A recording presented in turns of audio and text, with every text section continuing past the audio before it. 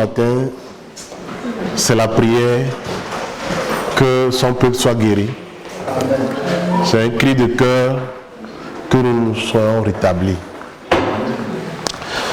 Et dans l'esprit de ce matin, quand on voit le peuple d'Israël, ils ont été baptisés par le traversé, mais ils ont commencé par résister. Et ce sont des attitudes qui font que le diable pénètre. Ce matin, c'est un cri de cœur pour que nous puissions nous rappeler de ces choses. Savoir que quand le Saint-Esprit est au milieu de nous, on s'abandonne. On rentre dans son autorité et on ne résiste pas. Parce que quand le Seigneur veut faire son œuvre, il met les choses en place. Si le Seigneur commence son œuvre quelque part, il fait tout pour rassembler ceux qui pourront exercer l'œuvre. Et il les équipe pour son œuvre. Mais souvent, quand il nous donne des talents pour son œuvre, on se détourne pour s'enrichir personnellement. Et souvent, quand on ne prête pas attention aux choses du ciel et qu'on se consacre d'abord à nous, l'œuvre du Seigneur n'avance pas. Ma prière ce matin, est-ce que durant tout ce que je vais dire, c'est que nous retenions que quand on ne se soumet pas à la parole de Dieu, quand on se rebelle et quand on n'exerce pas nos talents selon ce qu'il veut, on a le prix fort à payer. Parce qu'on l'a vu dans plusieurs messages, quand Dieu nous établit pour son œuvre, il nous donne du repos. Et souvent, quand on est dans le repos, on cherche autre chose que le repos. Et c'est là où il nous laisse et le diable pénètre. Nous allons commencer par un message, Luc 9, verset 62.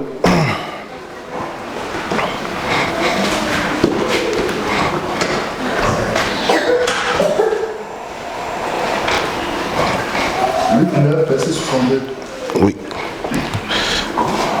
Jésus lui répondit, quiconque met la main à la charrue et regarde en arrière n'est pas propre au royaume de Dieu. Amen. Tu es dans l'assemblée. Si tu te lèves le dimanche matin pour venir, si ce n'est pas contrainte, tu n'es pas dans l'assemblée. Quand tu es là et que tu ne mets pas la main tu mets la main à la charrue, mais tu es présent physiquement. La question est ce matin, est-ce que tu mets seulement la main à la charrue?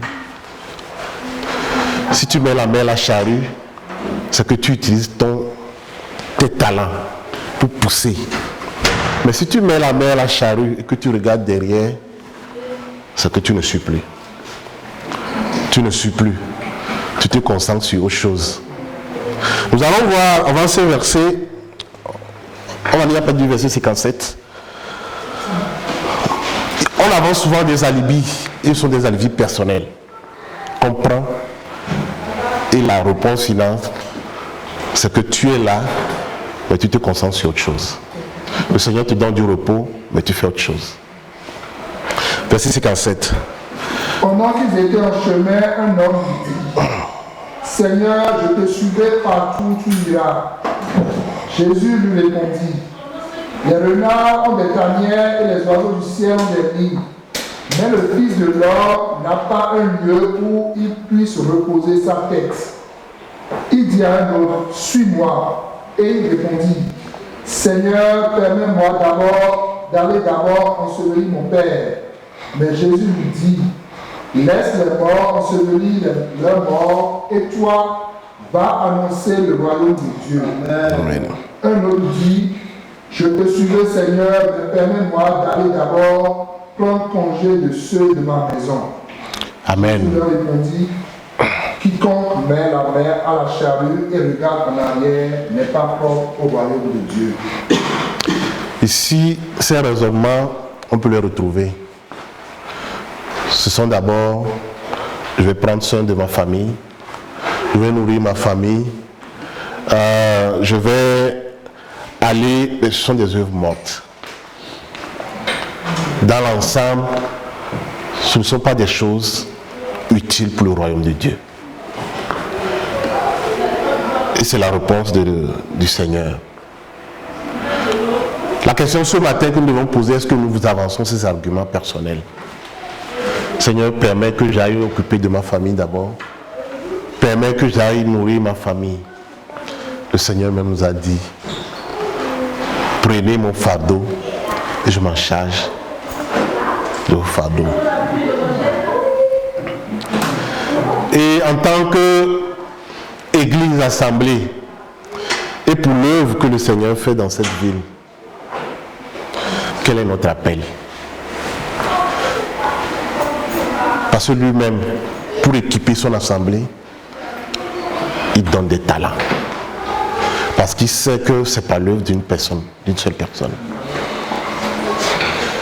Ce qui se passe souvent, c'est que il y en a qui exercent leur talent. La charrue avance. Et on s'y joint, mais on ne fait pas ce qu'il faut. Notre place reste toujours vide. Et là, l'Éternel est clair là-dessus. Nous allons nous souvenir encore des paraboles des talents. Nous allons le lire pour nous rappeler. Si tu fais le travail dans la joie, il te renvoie dans la joie. Mais si tu prends des alibis pour ne pas exercer ton talent, il te laisse au diable. L'appel de Dieu pour ta vie, si l'Éternel fait que tu te retrouves à un endroit, à un moment, c'est pour sa gloire. Si c'est qu'il y a un travail à l'université et qu'au moment où il n'y aura plus de personnes, tu seras à ce moment-là à l'université. Si c'est qu'il y a un travail accompli dans cette ville et qui veut faire l'œuvre de restauration, tu vas faire tes calculs, tu vas faire tes plans, mais tu seras dans cette ville. Mais la question est de savoir, est-ce que tu appartiens au corps? Appartenir au corps, c'est de faire avancer la charrue. Et la charrue, c'est quoi? C'est l'œuvre de Dieu. Amen. Nous allons relire ces paraboles pour nous souvenir. Mais avant, on va lire Deutéronome 4, verset 9. L'Éternel dit de nous souvenir. Nous avons vu ici que ces choses les sont arrivées pour leur servir d'exemple. Est-ce qu'aujourd'hui, ça nous sert d'exemple?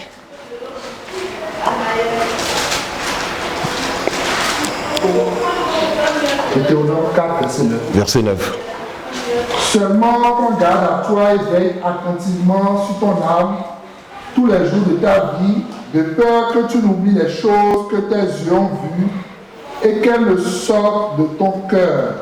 Enseigne-les à tes enfants et aux enfants de tes enfants. Amen. Nous devons prendre soin de nos âmes. Parce qu'on oublie souvent. Les prières que nous avons faites des années se sont réalisées. Mais on oublie souvent que c'était des prières. Tu avais prié pour avoir un emploi. Dès que tu rentres dans l'emploi, tu cherches autre chose. Tu oublies que c'était des prières. L'Éternel demande à ce qu'on se souvienne. Tu avais prié pour des choses. Ces choses se sont accomplies.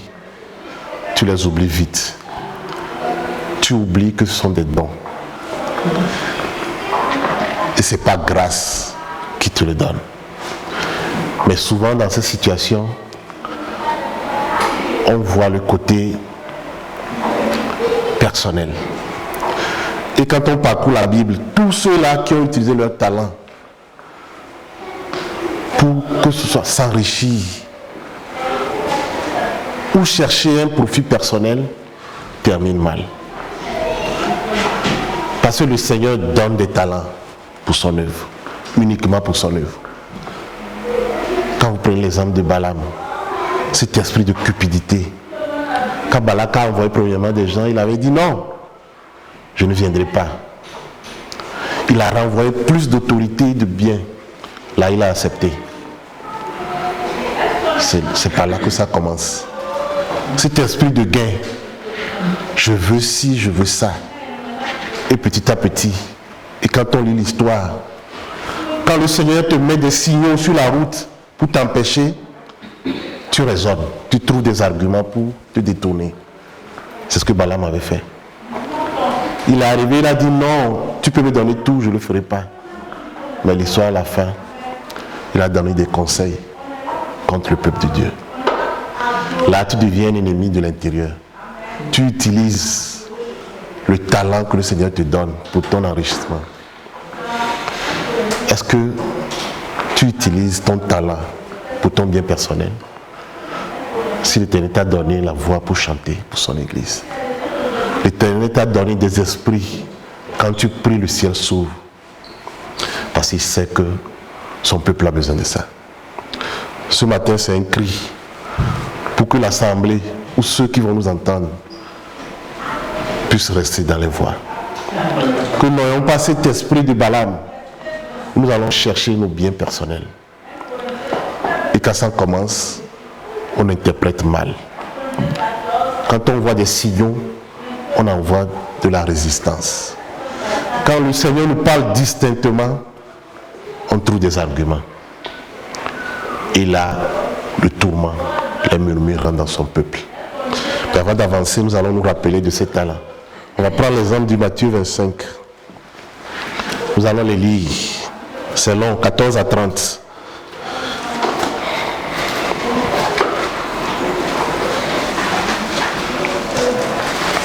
Matthieu 25. Oui.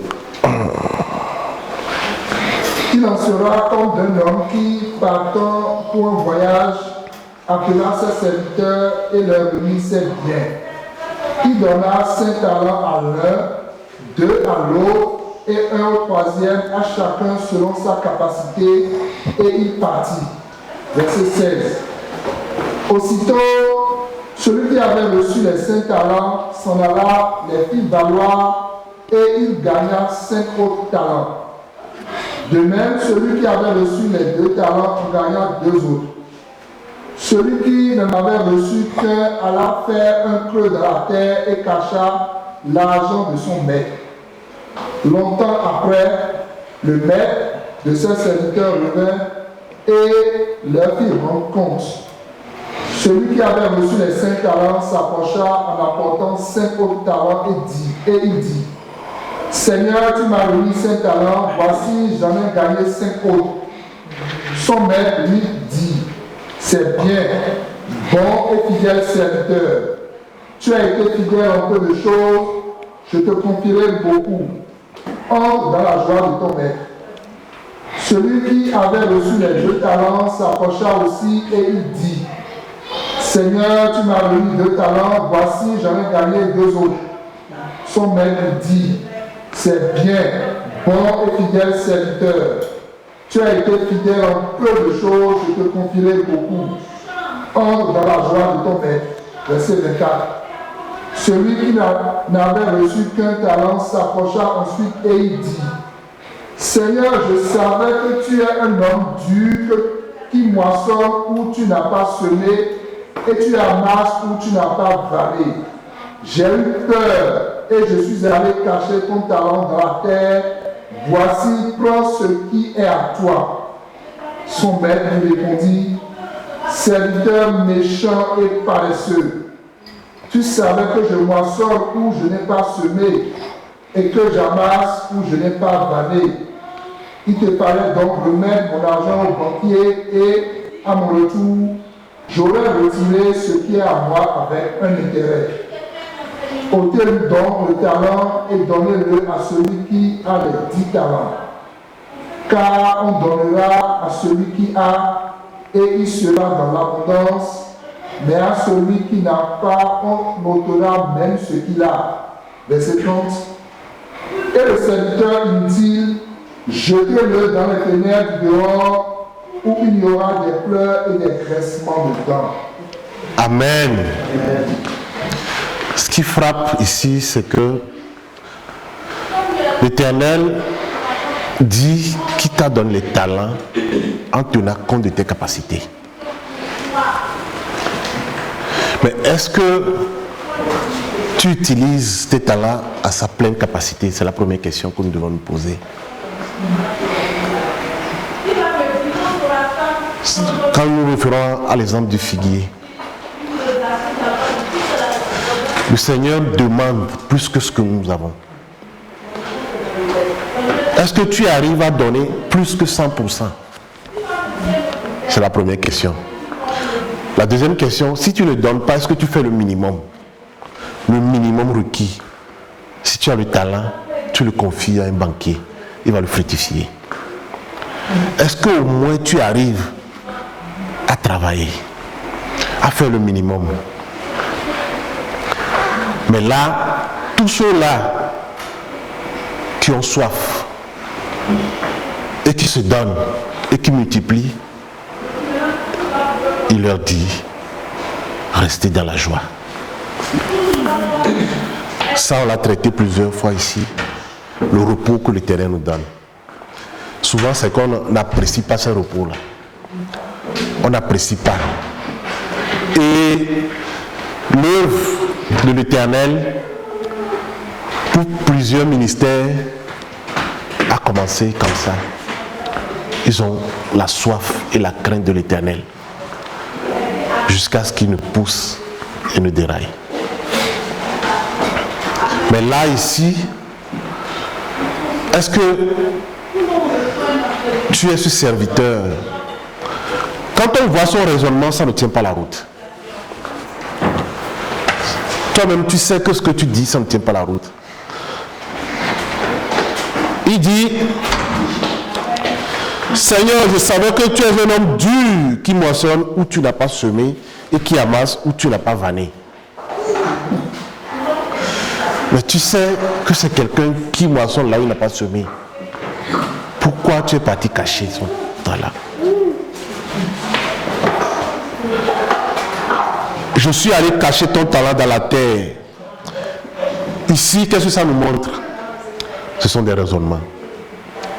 On ne commence pas à accuser. Ici, on accuse même l'Éternel. C'est un homme dur. C'est pourquoi je suis parti cacher. Et nous allons voir cette réponse à partir du verset 28. Ôtez-lui donc le talent et donnez-le à celui qui a les 10 talents. Car on donnera à celui qui a et il sera dans l'abondance. Mais à celui qui n'en a pas, on ôtera même ce qu'il a. C'est grave. Ici, on le dit comme ça, mais c'est grave. Et l'Éternel parle souvent de ça. Quand tu te rebelles, quand tu ne sers pas dans la joie, il te livre. Nous allons voir quelques passages pour nous rappeler du danger que nous courons à résister à l'appel, à résister à l'œuvre de l'Éternel. Quand tu te lèves dimanche matin et que c'est l'Esprit de venir valider ta présence qui t'anime, tu ne sers pas dans la joie. Quand ton temps disponible, c'est pour aller enterrer d'abord ton papa, c'est pour aller donner congé à des gens de ta maison, et que tu ne te poses pas la question de savoir c'est quoi le but de mon existence, pourquoi le Seigneur m'a mis ici, quelle est l'œuvre que je peux faire, quelle part je peux prendre, parce qu'il nous a tous donné selon nos capacités. Et souvent, nous trouvons des alibis. Ici, c'est que j'ai peur. Est-ce que la peur t'empêche d'exercer ton talent? Alors que tu as reçu le Saint-Esprit. Tu as reçu l'Esprit qui te permet de prendre autorité. Nous allons prendre quelques passages pour voir le danger que nous courons. Le danger de ne pas répondre à l'appel.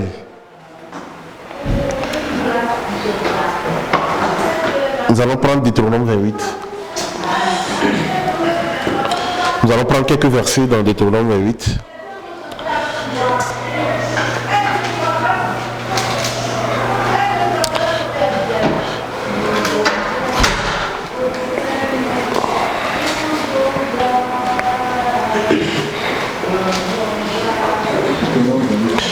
on va lire d'abord le verset 30.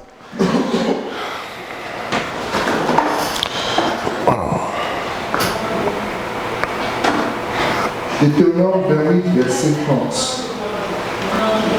Tu auras une fiancée et un autre homme couchera avec elle, tu bâtiras une maison et tu ne l'habiteras pas. Tu planteras une vigne et tu n'en jouiras pas.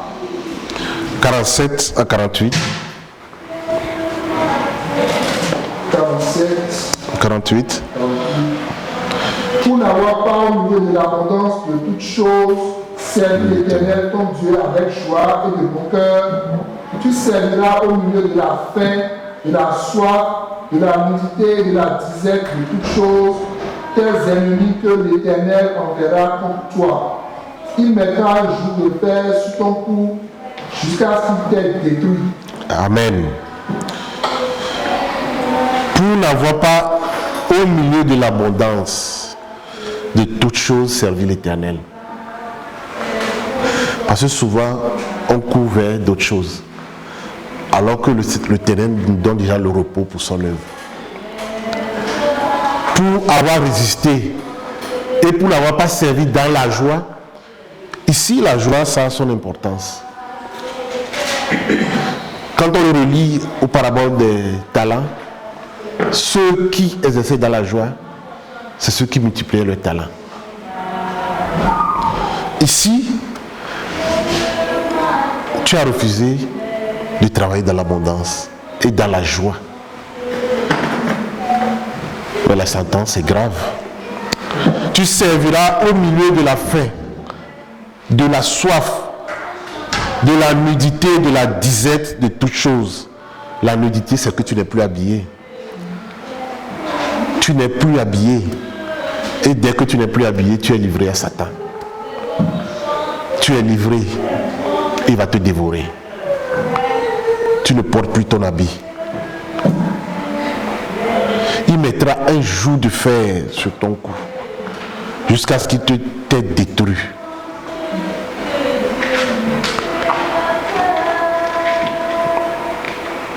Nous allons voir les versets 65 et 68.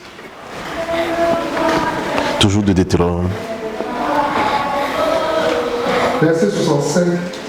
Parmi ces nations, tu ne seras pas tranquille et tu n'auras pas un lieu de repos pour la plante de tes pieds.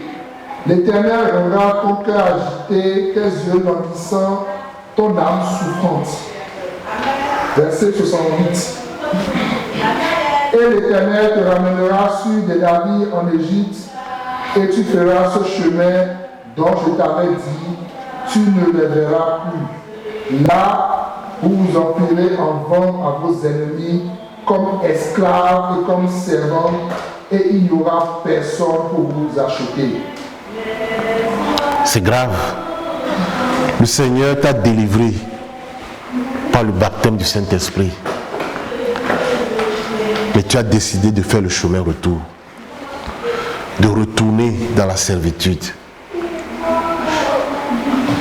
de retourner dans la captivité, de servir avec un joug. Et c'est des choix que nous faisons tous les jours sans nous en rendre compte que nous prenons le chemin de la servitude. Parce qu'au moment où tu vas t'en rendre compte, tu es déjà dans la servitude. Parce que le temps où tu étais dans l'abondance, où le Seigneur t'a donné son repos, ou que tu ne servais pas,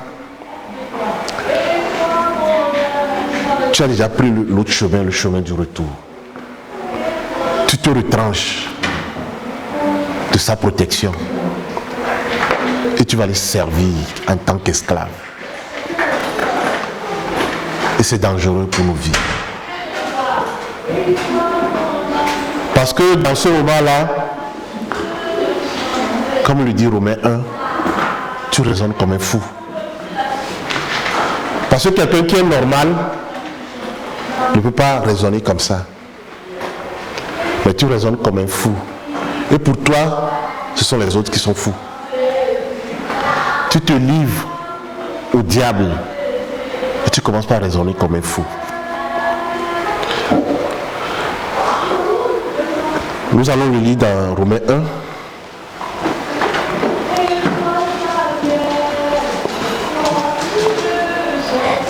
1. Versets 21 à 23.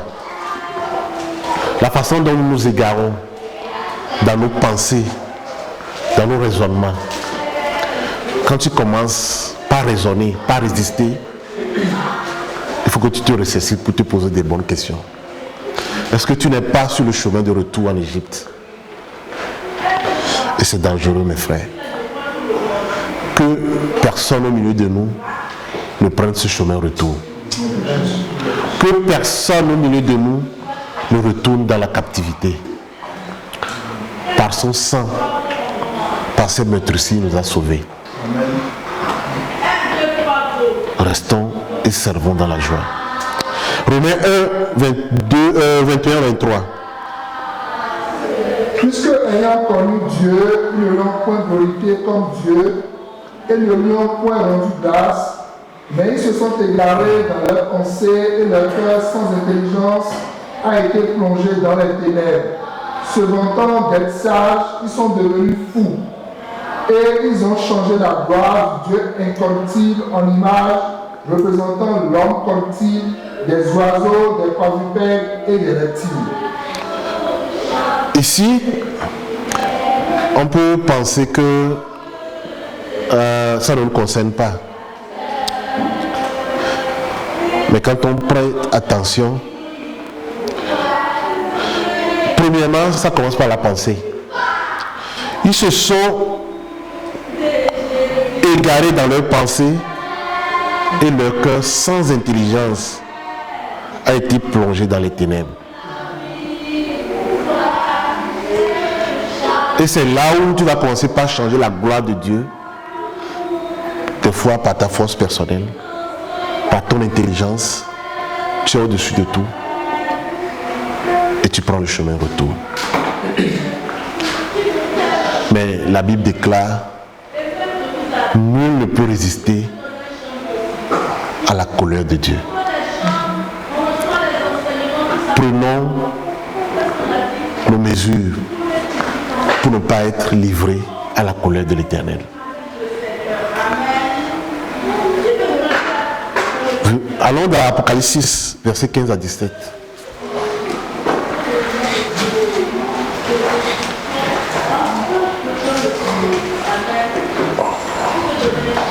Verset 15 à 17. Oui. Les rois de la terre, les grands, les chefs militaires, les riches, les puissants, tous les esclaves et les hommes libres se cachaient dans les cavernes et dans les rochers des montagnes. Et ils disaient aux montagnes et aux rochers, tombez sur nous et cachez-nous devant la face de celui qui est assis sur le trône et devant la colère de l'agneau. Car le grand jour de sa colère est venu et qui peut subsister. Amen. Quand la colère de l'Éternel se déchaîne, nul ne peut résister. Nul ne peut subsister. Mais la bonne nouvelle, c'est que quand l'Éternel envoie, quand le Seigneur envoie pour son œuvre, il implante des gens. Il met en place des structures. Et il met en place des autorités. D'où l'importance de rester dans le corps. Quand tu commences par prendre le chemin retour, ils viendront te rappeler les anciens chemins. Parce que quand tu commences par traîner les pas, quand tu commences par être fatigué, c'est là où le diable frappe. Mais tu dois appartenir à un corps. Que quand tu commences par fléchir, ils pourront t'aider. Allons dans Deutéronome 25 toujours. Et là, nous allons voir le peuple d'Israël en train de lutter contre les Amalécites. Mais comment ils ont fait pour frapper? Il y a un détail très important.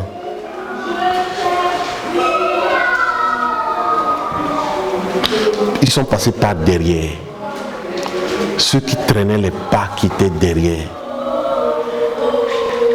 Ceux qui sont découragés ceux qui ont la main à la charrue mais qui regardaient derrière, ce sont eux que le diable vient attraper.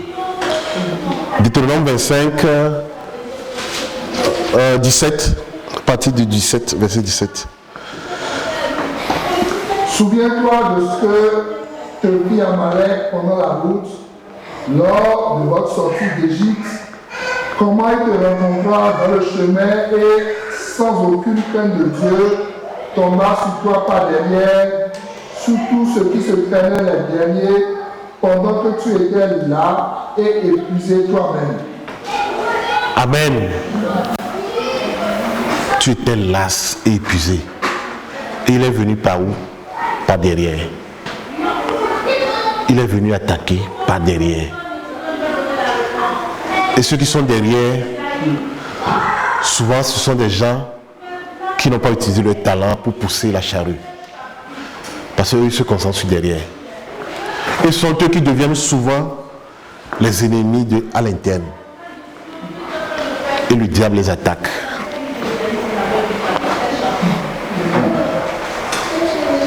Nous allons le voir plus en avant. Il y a des moments où, quand tu te sens épuisé, c'est en ce moment qu'il faut que tu te rapproches plus du corps. Parce que le diable va t'écarter, il va te frapper. Et il frappe ceux qui traînent les pas. Il frappe ceux qui traînent les pas. Est-ce que tu es en train de traîner les pas? Pour son œuvre, est-ce que ton engagement est total? Si tu traînes les pas, il faut savoir que tu commences par être une proie pour le diable. Et il va t'infiltrer par toi. Et quand tu commences comme ça, tu prends le chemin retour, le chemin de la captivité. Et nous avons vu tout ce que ça implique.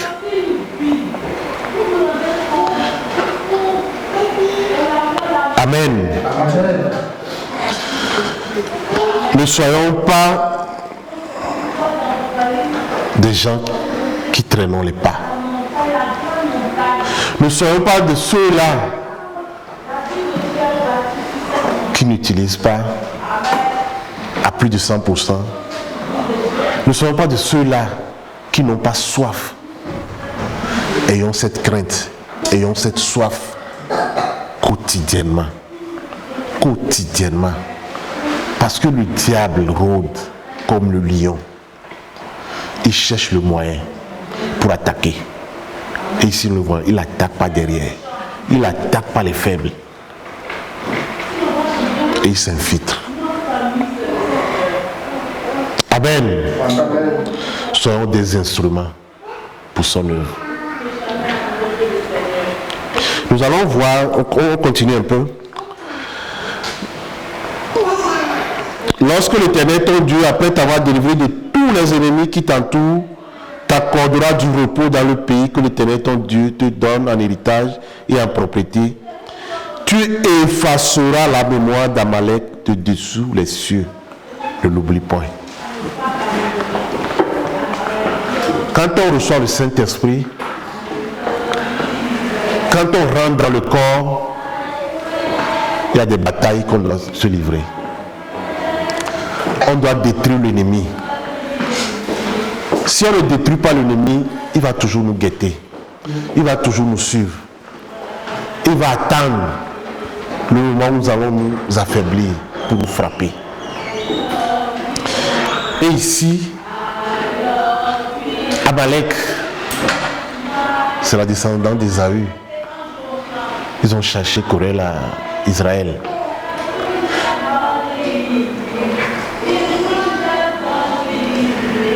L'Éternel déclare, lorsque Dieu, après t'avoir délivré de tous les ennemis qui t'entourent, t'accordera du repos dans le pays que l'Éternel, ton Dieu, te donne en héritage. Le chemin, c'est de rentrer dans la terre promise. C'est d'aller jusqu'au bout. Mais il y a toujours des Amalek dans nos vies. C'est quoi ton Amalek ce matin? C'est quoi l'Amalek qui te suit dans ta vie? Que tu n'as pas pu prendre le dessus, que tu n'as pas pu exterminer. Tant que tu ne l'as pas exterminé, il va te poursuivre. Est-ce que tu as pu prendre le dessus? Ce sont des combats. Le traverser n'est pas facile, il y a des combats. Mais ce sont des combats qu'il faut livrer personnellement.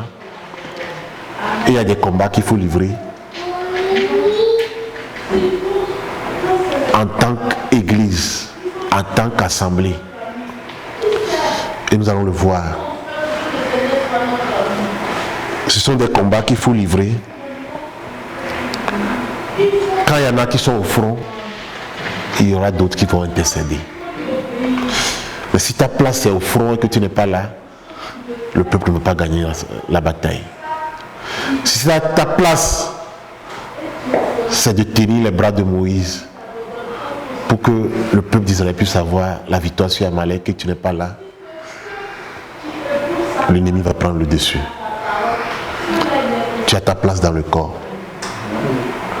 Et ne mets pas tes intérêts personnels détruire l'œuvre de l'Éternel.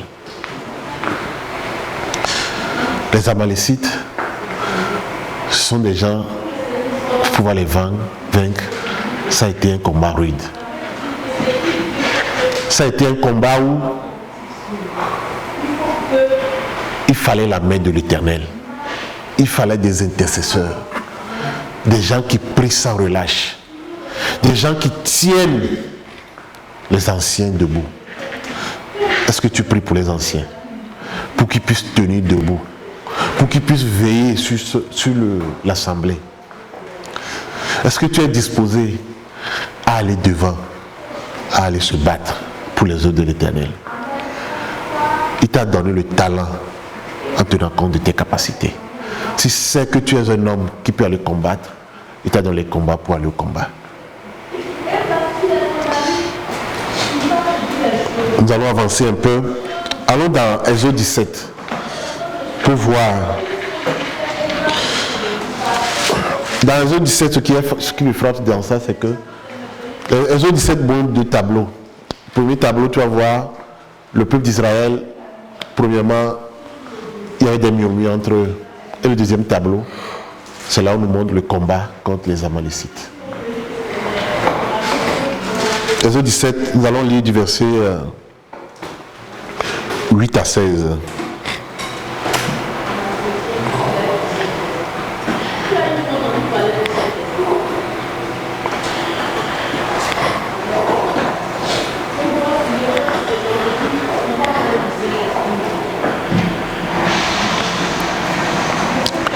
Amalek veut combattre Israël à Réphidim.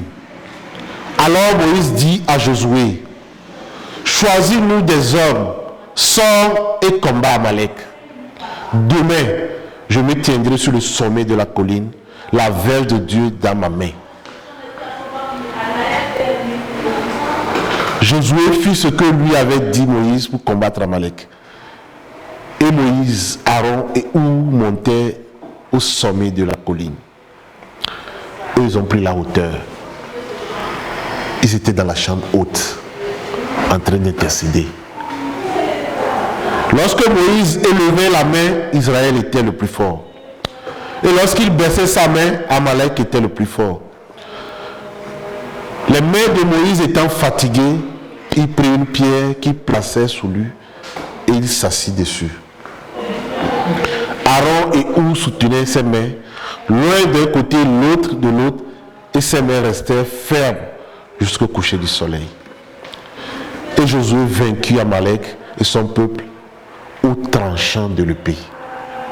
L'Éternel dit à Moïse, écris cela dans le livre pour que le souvenir s'en conserve, et déclare à Josué que j'effacerai la mémoire d'Amalek de dessous les cieux. Moïse bâtit un autel et lui donna pour nom l'Éternel est ma bannière. Il y a des combats que nous devons gagner. Et quand on gagne ces combats, nous devons nous souvenir. Toujours contre Amalek, nous allons lire dans 1 Samuel 15.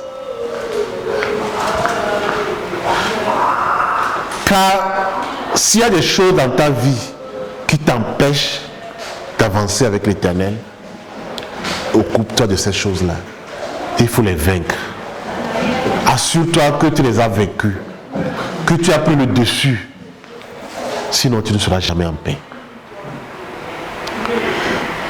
Et dans l'assemblée, c'est pareil. S'il y a des choses qui sont des pieds d'achoppement, en tant qu'assemblée, nous devons nous assurer qu'on a pris le dessus, qu'on a vaincu ces esprits. Sinon, nous n'aurons pas du repos. 1 Samuel 15.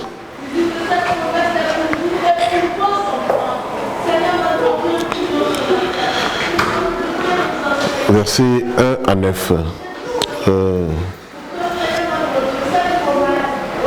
Samuel dit à Saül, c'est moi que le Seigneur a envoyé pour toi pour te consacrer roi d'Israël, son peuple. Écoute donc ce que j'ai à te dire de sa part. Voici ce que déclare le Seigneur, le Dieu de l'univers. Je me souviens de ce que les Amalécites ont fait au peuple d'Israël. Lorsqu'il est sorti d'Égypte, ils se sont barrés, ils lui ont barré le passage. Eh bien, va les attaquer maintenant, détruit complètement tout ce qui leur appartient sans pitié. Mais à mort tous les êtres vivants, hommes et femmes, enfants et bébés, bœufs et moutons, chameaux et ânes.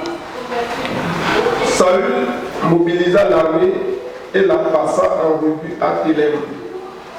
Il y avait 200 000 soldats à pied et en plus 10 000 hommes de Juda.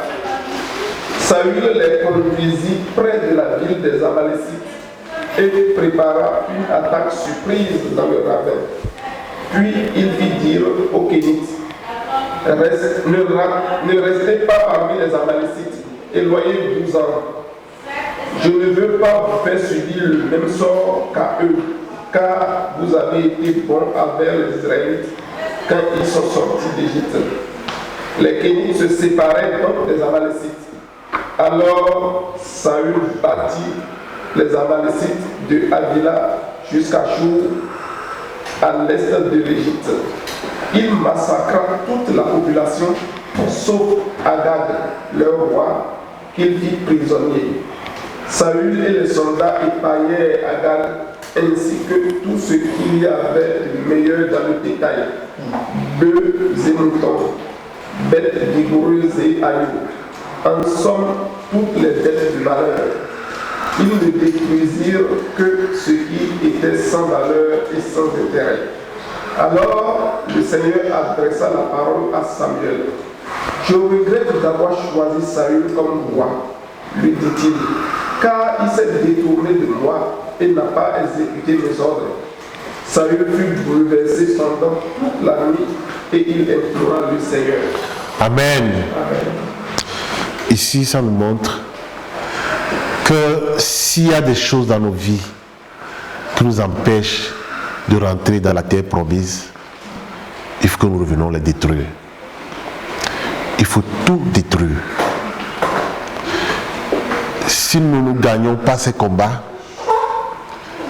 nous ne pourrons pas avancer. Nous ne pourrons pas avancer. Ici, c'est un peu difficile. Et souvent, dans ces combats, il ne faut pas vouloir épargner certaines choses. Il ne faut pas s'en tenir à l'apparence. Il faut aller détruire. Mais ce qui est important, c'est d'aller selon les ordres de l'Éternel. Ne jamais résister aux ordres de l'Éternel. Si l'Éternel ordonne de se séparer de quelqu'un au milieu de vous, vous devez le faire. Si l'Éternel ordonne des actions, nous devons l'accomplir comme l'Éternel l'a ordonné. Parce que sinon nous allons garder la plaie. La plaie au milieu de nous. Parce que ce dont nous parlons pour son œuvre c'est comme pour Néhémie, c'est l'œuvre de reconstruction. Et quand nous parlons aujourd'hui, nous savons que ce sont des œuvres de reconstruction. Quand tu parles à des gens que tu es chrétien, ils te voient comme un revenant. Ils ont tout détruit. Et ça prend des gens qui vont se lever pour son travail. Des gens qui vont se lever et chercher des disciples.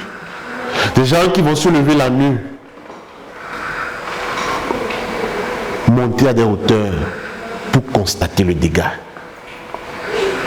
Des gens qui vont se lever après avoir constaté le dégât, revenir pour bâtir. Des gens qui vont se lever au moment où ils vont bâtir, vont faire des moqueries. Ils vont faire fi des moqueries. Parce qu'il y en a qui viendront pour se moquer. L'œuvre de la reconstruction, c'est une œuvre difficile. Parce que l'ennemi cherchera toujours des moyens.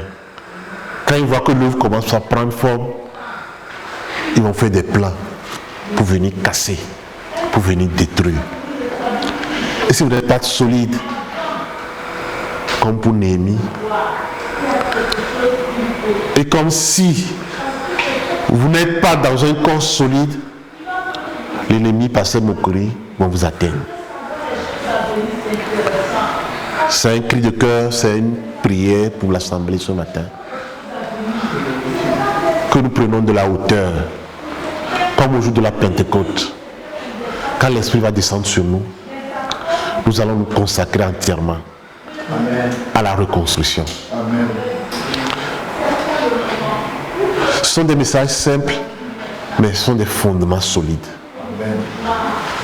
Nous devons penser à la refondation. Les portes qui ont été détruites, nous allons les reconstruire. Les fondements que nous avons négligés, nous allons les reconsidérer. Et à partir de ça, on peut tout dire.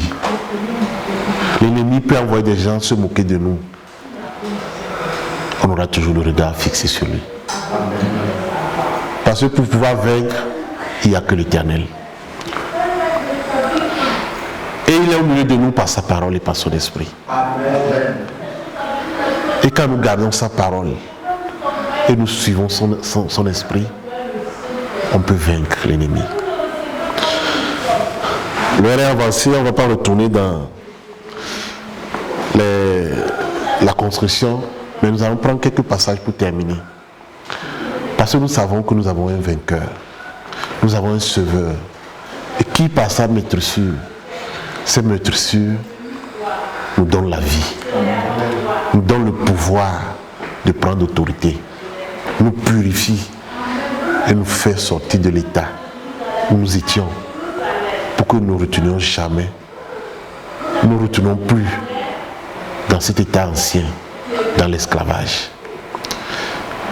Ce matin, nous allons prendre quelques versets pour nous rappeler de cette puissance, la puissance de la résurrection. La puissance de la résurrection.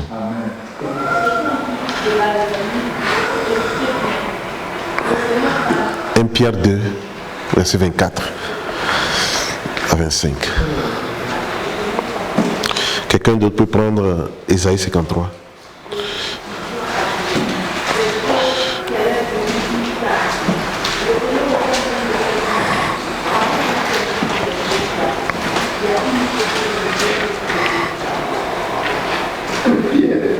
Pierre 2, de 4 à 25. Oui. Dans son propre corps, il a porté nos péchés sur la croix, afin que nous mourions au péché et que nous vivions d'une vie juste. C'est par cette blessure que vous avez été guéris, car vous étiez égarés. Vous avez été ramenés à celui qui est votre berger et qui veille sur vous. Amen. Quand nous traversons les moments difficiles, parce que, comme je l'ai dit, l'œuvre de la reconstruction n'est pas une œuvre facile. L'ennemi sera toujours là. il va rôder. Mais quand nous serons dans ces moments difficiles, que nous ayons les yeux fixés sur la croix. Que nous ayons les yeux fixés sur la puissance de la résurrection. Que nous ayons les yeux fixés sur sa puissance. Parce que nous n'avons pas la force. Mais c'est lui seul. Mais ça prend que nous soyons disposés. Que nous nous abandonnons entièrement. Qu'il n'y ait pas de raisonnement. Qu'il n'y ait pas d'intérêt personnel qui passe devant. Laisse-moi aller me marier d'abord. Laisse-moi aller cultiver mon champ. Laisse-moi aller m'occuper de ma famille. Que nous soyons disposés entièrement. Laissons derrière nos biens personnels, nos familles, tout ce qu'il y a. L'Éternel s'en charge. Il nous donnera du repos pour son œuvre. Il avait dit Isaïe 53, 3 à 5. Isaïe 53, verset 3 à 5. Verset 3 à 5. Oui. Et je vais prendre deux. Méprisé et abandonné des hommes, homme de douleur et habitué à la souffrance, semblable à celui dont on détourne le visage, nous l'avons dédaigné, nous n'avons fait de lui aucun cas. Cependant, ce sont nos souffrances qu'il a portées. C'est de nos douleurs qu'il s'est chargé. Et nous l'avons considéré comme puni, frappé de Dieu et humilié. Verset 5. Mais il était blessé pour nos péchés, brisé pour nos iniquités. Le châtiment qui nous donne la paix est tombé sur lui. Et c'est par cette maîtrise que nous sommes guéris. Amen. C'est par cette maîtrise que nous sommes guéris. Ce n'est pas par notre force. Nous, on ne peut rien. La paix du cœur vient seulement de lui. Si tu es dans l'assemblée, tu travailles, tu fais tout, et que tu es dans le tourment, tu te lèves, tu pries que le soir arrive, c'est qu'il y a quelque chose qui ne va pas. Appuie-toi sur lui. Et pour son œuvre, c'est pourquoi il a établi des gens. S'il y a des combats que tu ne peux pas aller seul, demande aux anciens de monter dans la chambre haute pour toi. Il y en a qui l'ont expérimenté. Le témoignage du frère Amen ici. Il y a eu des combats où tu ne pourras pas aller seul avec les Amalécites. Il y a des combats où tu ne pourras pas.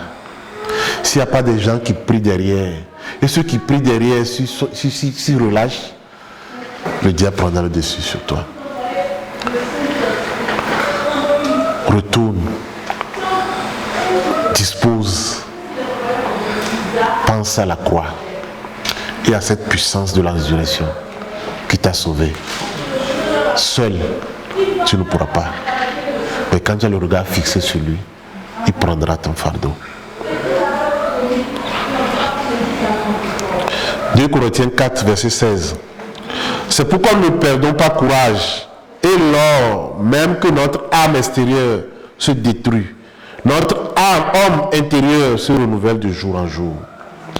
Car nos légères afflictions du moment présent produisent pour nous, au-delà de toute mesure, un poids éternel de gloire. Parce que nous regardons non point aux choses visibles, mais à celles qui sont invisibles. Car les choses visibles sont passagères et les choses invisibles sont éternelles. Quand nous nous fixons sur les choses visibles, les choses terrestres, les choses qui nous frappent, quand nous prenons soin de notre être extérieur, nous ne pourrons pas. Concentrons-nous sur notre être intérieur. Et cet être intérieur par lequel le Saint-Esprit qui habite en nous, c'est lui seul qui va nous guider. C'est lui seul qui nous portera. Gloire soit rendue à Dieu. Gloire soit rendue à Dieu. Dans Jacques 1, on va terminer par Jacques 1, le temps est avancé. Dans le psaume 23, il disait, même si tu traverses la vallée de l'homme de la mort, je suis avec toi. C'est pour nous dire que c'est pas facile de mettre la main à la charrue. Mais il est avec nous. Mais ce qui est dangereux pour nous, c'est de mettre la main à la charrue et de faire autre chose. Là, il nous livre. Et là, on devient fou. Jacques 1, 2 à 4. Jacques 1, 2 à 4. Mes frères, regardez comme un sujet de joie complète les diverses épreuves auxquelles vous pouvez être exposés, sachant que l'épreuve de votre foi produit la patience. Amen. Mais il faut que la patience accomplisse parfaitement son œuvre, afin que vous soyez parfaits et accomplis sans faillir en rien. Amen. Amen. Verset 5. Si quelqu'un d'entre vous manque de sagesse, qu'il la demande à Dieu, qui donne à tous simplement et sans reproche, et elle lui sera donnée. Amen. Ce que j'aime ici, c'est que regardez comme un sujet de joie complète les diverses épreuves auxquelles vous pouvez être exposés. S'il y a des épreuves, ne regardez pas les épreuves. Ne regardez pas l'être extérieur. Concentrons-nous sur l'être intérieur. Et ces épreuves vont devenir des sujets de joie pour nous. Amen. Sachant que l'épreuve de votre foi produit la patience.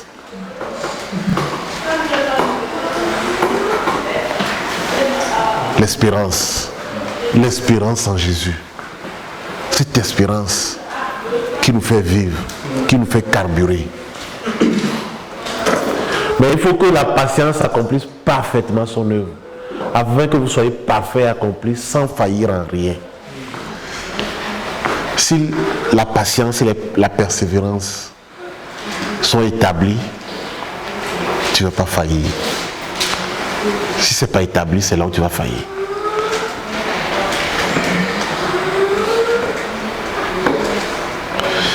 Et la puissance gagnante, c'est de servir dans la joie. C'est de servir toujours dans la joie. 1 Thessaloniciens 5, versets 16 à 18. Soyez toujours joyeux, priez sans cesse, rendez grâce en toutes choses, car c'est à votre égard la volonté de Dieu en Jésus-Christ. N'éteignez pas l'esprit, ne méprisez pas les prophéties, mais examinez toutes choses, retenez ce qui est bon. Alléluia. Abstenez-vous de toute espèce de mal. Ce sont ces sujets que nous allons adresser. Nous allons toujours être joyeux. Comme on l'avait vu ici, même si nous avons des afflictions, nous allons les prendre comme des légères afflictions. Comme il le dit dans 2 Corinthiens, c'est pourquoi nous ne perdons pas courage. Car nos légères afflictions du moment présent produisent pour nous, au-delà de toute mesure, un poids éternel de gloire. Si ça nous produit un poids éternel, c'est que ça nous donne la joie. Car c'est à votre égard la volonté de Dieu en Jésus-Christ.